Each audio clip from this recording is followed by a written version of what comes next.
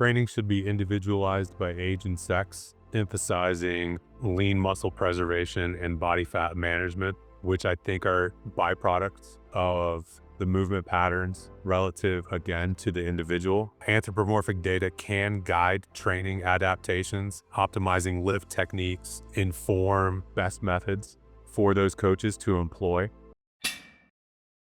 Hi, Andrew. It's my pleasure to have you on Evidence Strong Show. If you could briefly introduce yourself. Sure. My name is Andrew Hatchett. I'm a professor of exercise and sports science at the University of South Carolina, Aiken. What is your relation to Olympic weightlifting? I am also currently a competitive Masters Olympic weightlifter. All right. So today we're talking Masters weightlifters. Let's start with some kind of definition. A Masters Olympic weightlifter is defined as an individual aged 35 years or older who trains or competes in Olympic weightlifting events. It's age grouped, and the individuals can range, obviously, baseline at 35, and they compete sometimes beyond the age of 90 in sanctioned competitions, and that probably needs to be emphasized as well. Yep. Could you tell us a little bit more why you decided to study this population? As a competitive Olympic weightlifter, I too, and a faculty member, researcher in exercise science, I went looking into the literature to see if this population was studied very often. And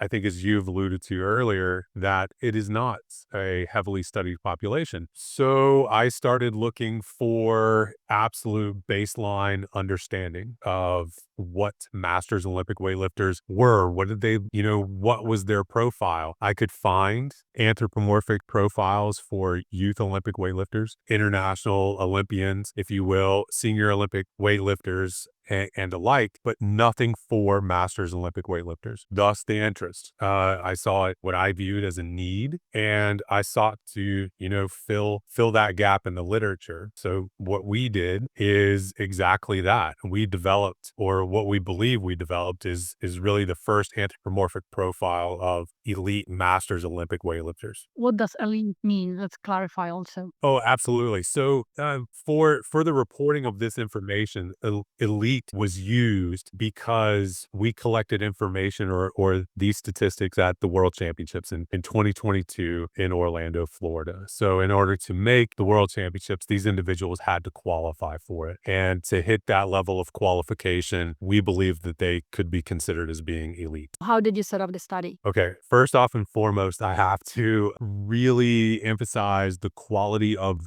the Masters Olympic weightlifting community. I reached out to the president of USA Masters Weightlifting, Michael Cohen, and asked him if it would be possible to collect information at the World Championships in Orlando. There was zero hesitation. He said, absolutely, what do you guys need? We discussed the format, and he was able to provide us an entire room in the hotel, not a room in the hotel, if you will, a hall, a banquet hall. It was a very large space for us to collect data. So it was very easy to get access to the event. What we did in the study, what we collected, or the description of the study, is that it is a cross-sectional design, and we collected anthropomorphic and competition data at the 2022 World Masters Weightlifting Championships hosted in Orlando, Florida. Athletes were recruited through every channel we could think of, through email, social media, word of mouth, face-to-face encounters. I even sent some of my students out into the hallways and say, hey, see if somebody wants to come in.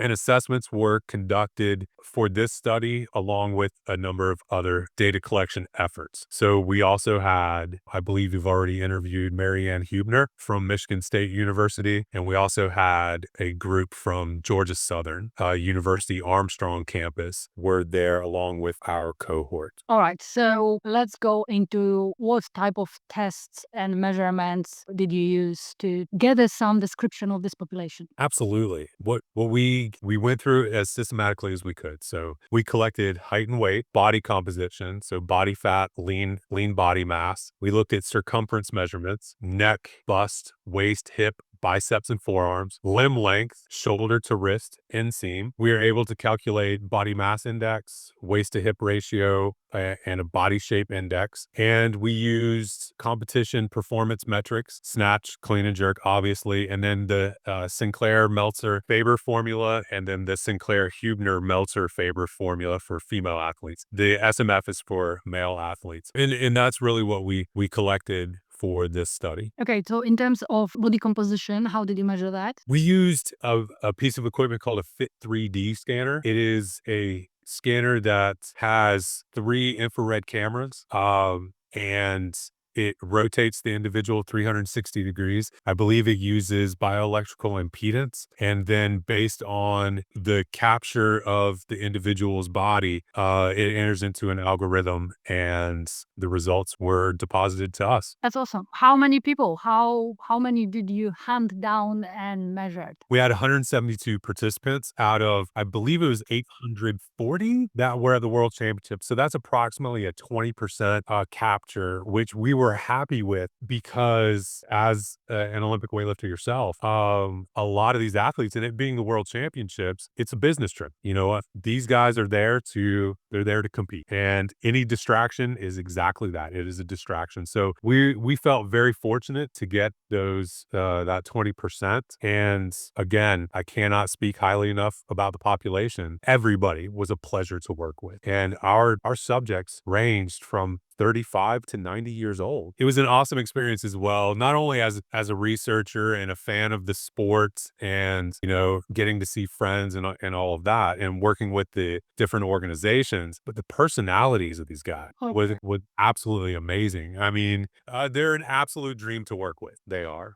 So the younger athletes were less inclined to come in and participate because I think they were a little bit more business oriented when when it came to that. But the older folks were fantastic. And when I say older, I would say 45 plus. And they would just roll in. Some of them would roll in and say, "Hey, what is this? Aren't you signing a consent form?" And exactly. What did you find in your study? Sure. So I thought it was interesting. Obviously, I thought it was interesting, but masters lifters generally exhibited better body composition than age matched general population, which is a lower body mass index. And what's probably more significant, or with greater practical significance, is a lower waist circumference. So what we're finding is BMI was a statistic that everybody hung their hat on, and it's an excellent statistic for what it means, but waist to hip ratio and waist circumference are gaining momentum in their significance as far as practical application is concerned. So our population also had a lower waist circumference than aged matched general population. Performance declined with age. We all know that. Before we go there, this is huge. This is saying people who went all in, they are serious about Olympic weightlifting. They go to the international, the highest level competition, which is Worlds. They go there to compete. They go there to win medals, get PBs, and, be the strongest and the most powerful they can be, no matter what age, up to 90, you said. So, and these people who went all in this sport, so they probably sacrificed some other things for it. They still come on top in terms of their body weight and body composition, probably because that's what waist to hip ratio would be saying, wouldn't it? Correct. I agree with you. And by no means do I want to belittle that result. One thing that we haven't mentioned yet is that this sport is age and weight categorized. So it is weight specific, right? With those weight categories, I think males maybe have 11 weight categories, and females maybe, I think it's 8 to 10. I'm not sure off the top of my head, but I think it was in Orlando, it was 10-10 okay. All right. Yeah. Yeah. Yes. Okay. for body weight. And then for age, I think males had 1 or 2 more. Okay. That's the difference that's going Yeah, my yeah. mind. It's a sport that is obviously performance driven, and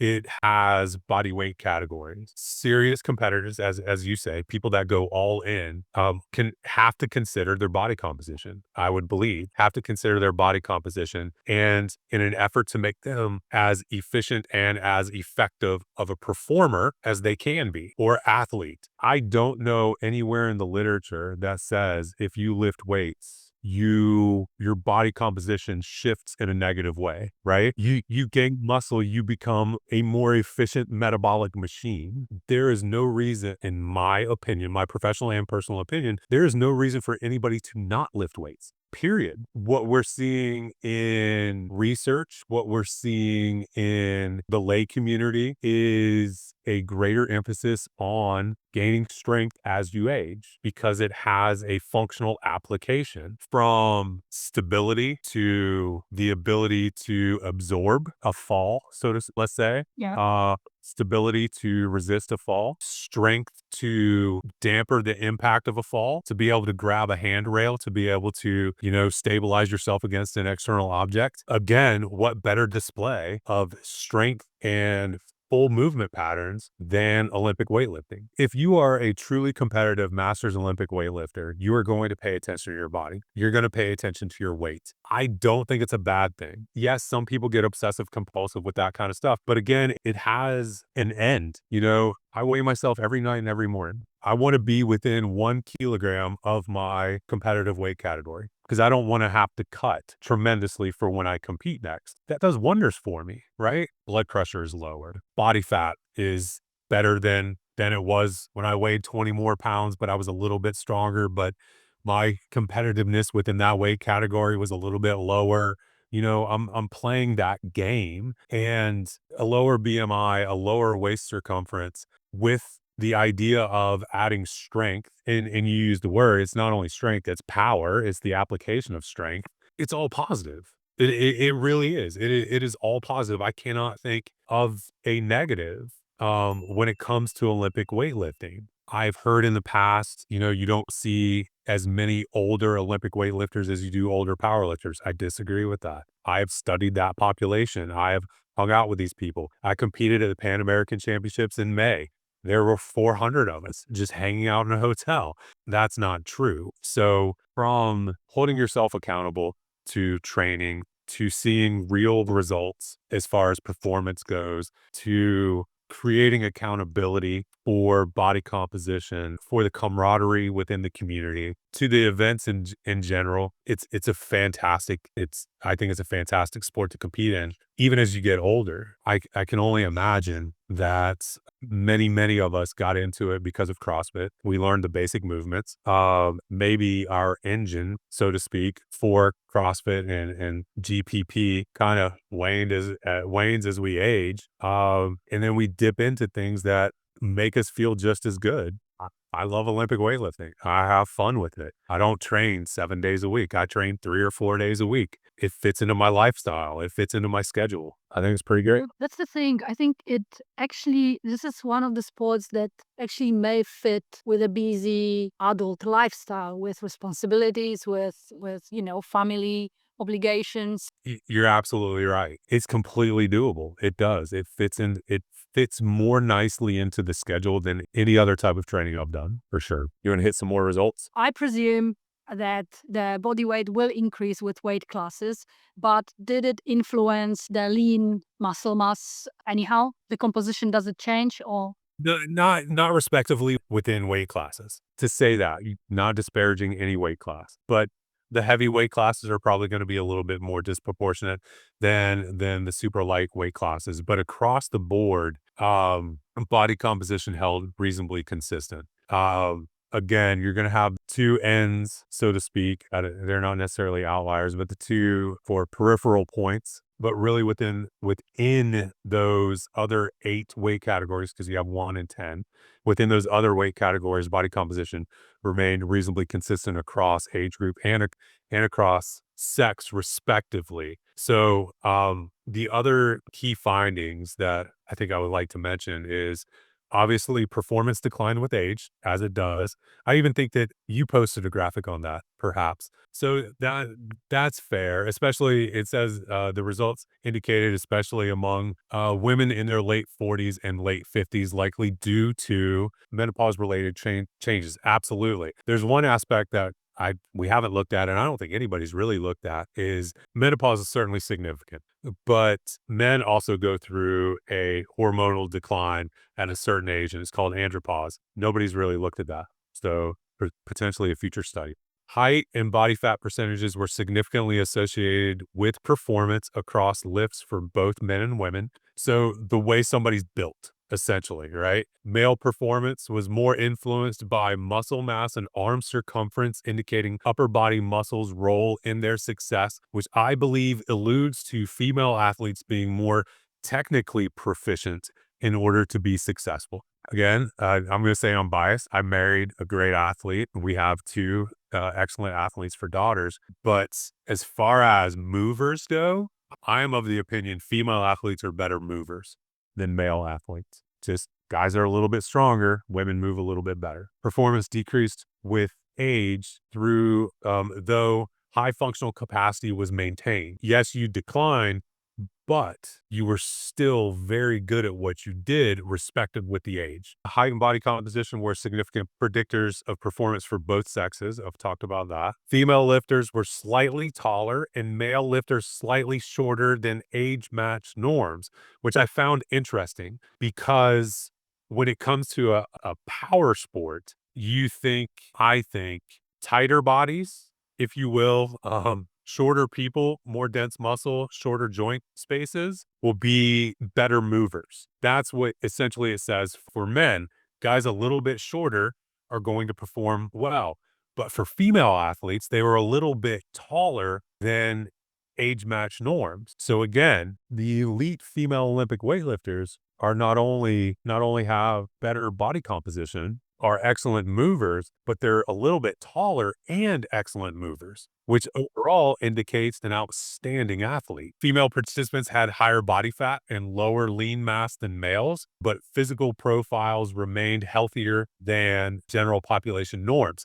But it's completely normal for female athletes to have higher body fat percentages and lower lean mass just because females are different than males. So all of that checked out. So those were really the main findings. And again, good body composition, good movers, good athletes across all ages and both sexes, some anthropomorphic, if you will, some interesting things that, males rely on probably muscle a little bit more and females rely on being better athletes, being excellent movers. So I thought that was really, really interesting. Okay, so now I think we need to bring together all the findings and I will try to get you to speculate a little bit what it means for public health. So how, now these are elite. Let's say I'm an average person who's coming to the gym and I think I'm not elite. I just want to get a little bit healthier. Why would I care about the Olympic weightlifting? Why would I even try?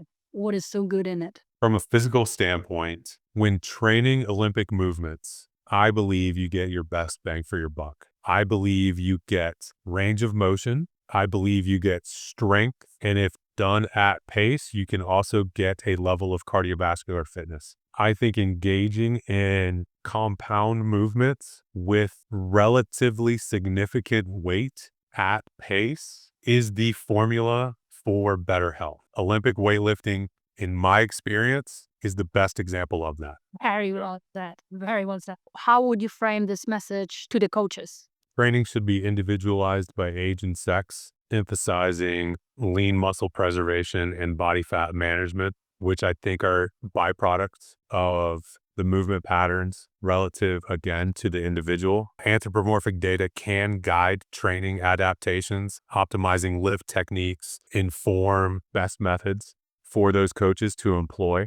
Body composition, not just weight or BMI, can be a primary focus for performance and health outcomes. As a coach, you need to attend to the individual and their capacities within those movement patterns and adjust accordingly. Become well-versed at being able to program and teach adaptive movement patterns, such as instead of a squat snatch, a split snatch, instead of a split jerk, maybe a power jerk, or even as rudimentary, a power clean or a power snatch. Learn the progressions, teach those athletes. I would love nothing more than the Masters Olympic weightlifting community to continue to grow and explode. And I think it's vital that coaches treat their athletes as individuals. I'm not a huge fan. So to pivot a little bit, I'm not a huge fan of cookie cutter templates, especially for such a dynamic sport. Yeah, training should be individualized for sure. All right, let's continue on this line. What would be your message to masters athletes? If you are of master's age and you have just the slightest ambition of learning Olympic weightlifting, by all means do it by any way you can.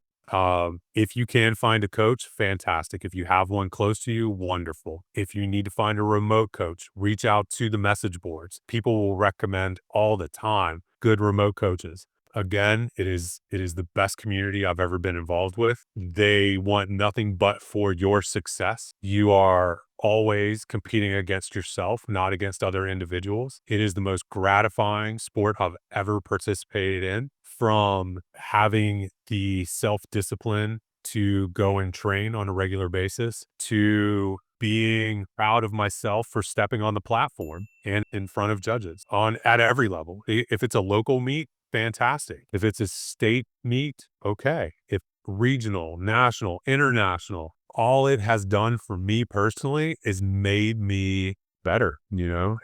That's all I can say. I have zero regrets engaging in this sport and engaging with this population. Excellent. I think that's good for closing.